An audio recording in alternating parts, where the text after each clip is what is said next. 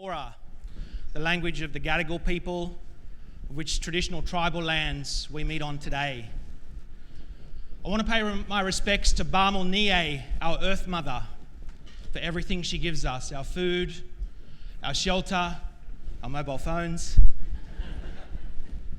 I want to pay respects to Kuru, the sea, our mother's womb. When we're conceived, we spend 9 months surrounded by water in our mother's belly. When we're born onto our Earth Mother, we're surrounded by water again, our mother's womb, our ancestral spirits, where all life comes from.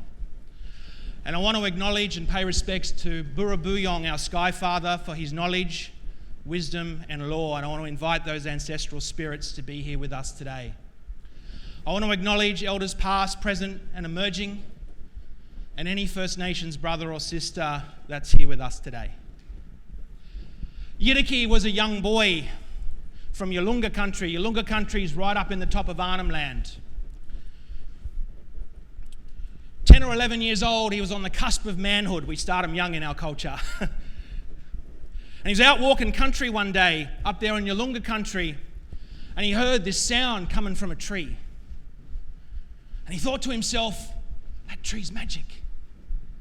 And he walked over and he put his ear to the tree.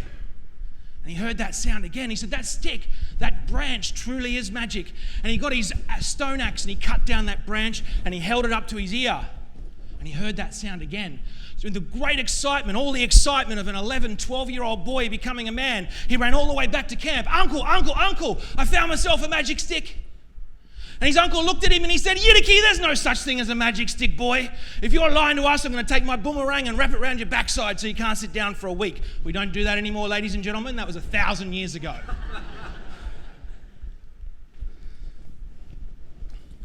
Yidaki said, Uncle, it is magic. And his uncle said, all right, Yidaki, I'll give you a chance. You play your magic stick for us. And he got out his magic stick and he put it to his lips.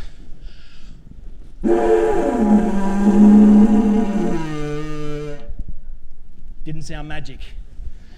Sounded like someone ate too many yams. That's Aboriginal baked beans. His uncle said, Yidaki, you lied to us, boy. You know you don't do that.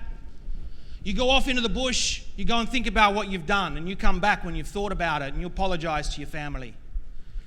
Well, Yidaki got his dilly bag with his water, picked up his magic stick, and feeling dejected, walked off into the bush. Now, Aboriginal kids, we're not scared of the bush, because we're surrounded by our family.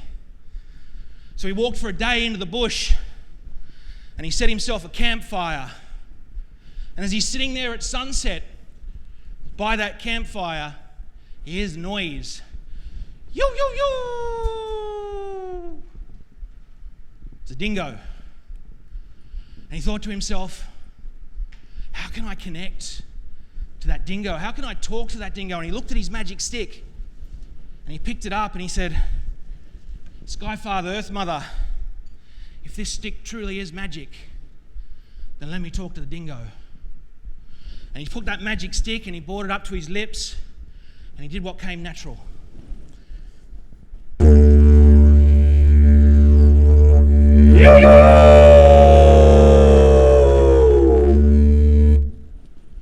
Sure enough, he could talk to the dingo, but not only could he talk to the dingo, he felt a connection to the dingo he'd never felt before. Well, this made him really, really excited.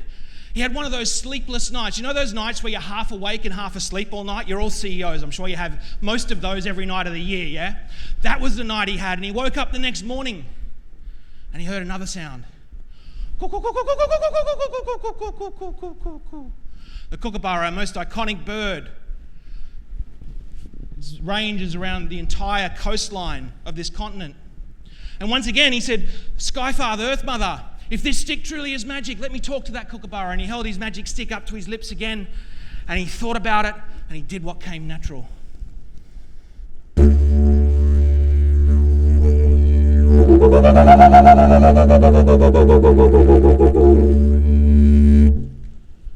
Sure enough, he could talk to the kookaburra.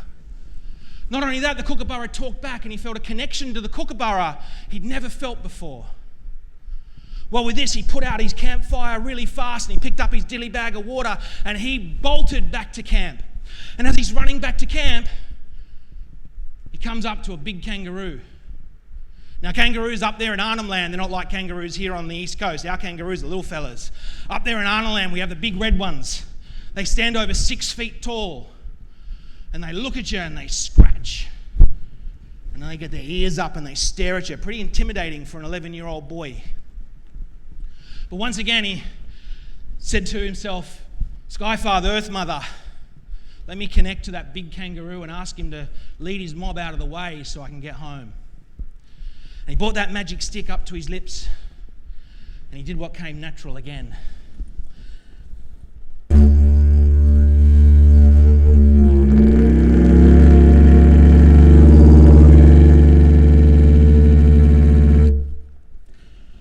And sure enough, he connected to the spirit of that big red kangaroo. And that big red kangaroo looked at Yidiki one more time, gave a scratch, looked at him and stared, and then led his mob off into the bush. Yidiki bolted all the way back to camp. And as he gets into camp, he's like, Uncle, this stick, it truly is magic. I promise you, Uncle, I wasn't lying to you. And his uncle said, all right, Yidiki, I'll give you one more chance. He said, you better not be lying to us, boy, or I'll send you away for a month to think about it this time. And Yidiki said, well, Uncle, call the family over. And he called his uncles and his aunties and the elders, and his brothers and sisters over. And they all looked at him, much like you're looking at me now. Pretty intimidating, I've got to say. And he got down on one knee. Much easier for an 11-year-old boy. And he looked at his family and he connected to them. And he began to play.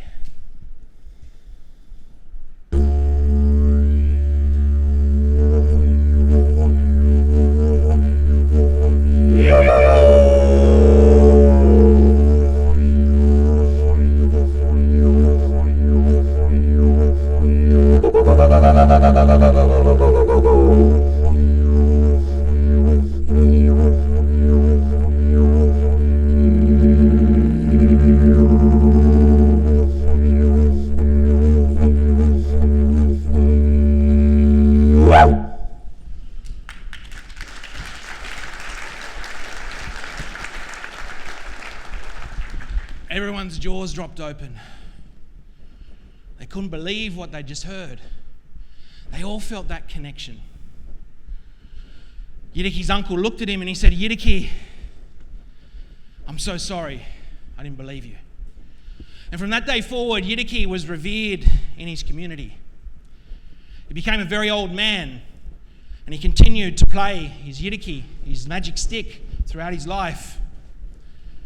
And they started to integrate that instrument into ceremony, into culture, and into healing.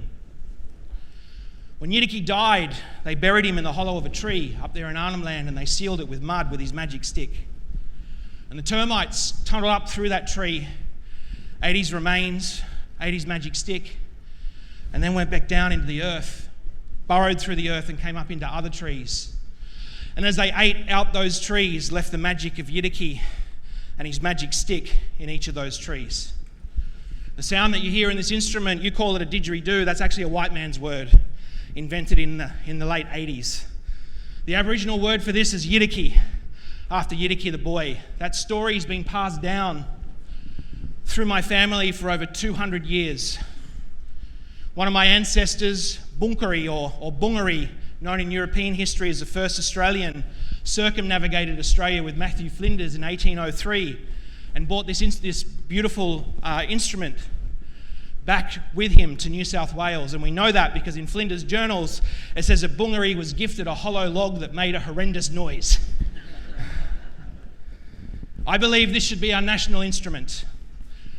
What you're hearing coming out of this is not music, it's spirit. It's the spirit of this continent, Gondwana land, the continent we now call Australia. Scientists 5 years ago put a microphone a kilometre below the earth and listened to what it sounded like. And when they listened to that recording, they said it sounded like this instrument. This is the sound of Mother. It's our connection to Mother. I want to leave you with a thought. 65,000 years ago, our people, it's believed, walked the land bridges from Africa down into this continent, Gondwana land, continent we now call Australia. You call them Aboriginal. You've also made this your home. When do you become Aboriginal? What's to say in 65,000 years your bloodline, your family still aren't here? I believe we all have an obligation to country. And I also believe we're all one tribe. We need to take care of Mother. Anna Gorowa, Nabati Yano Bungees. I hear and see you. I open my heart to you with love. I walk lightly with you, brothers and sisters. We're all one tribe. Enjoy your day. Thank you.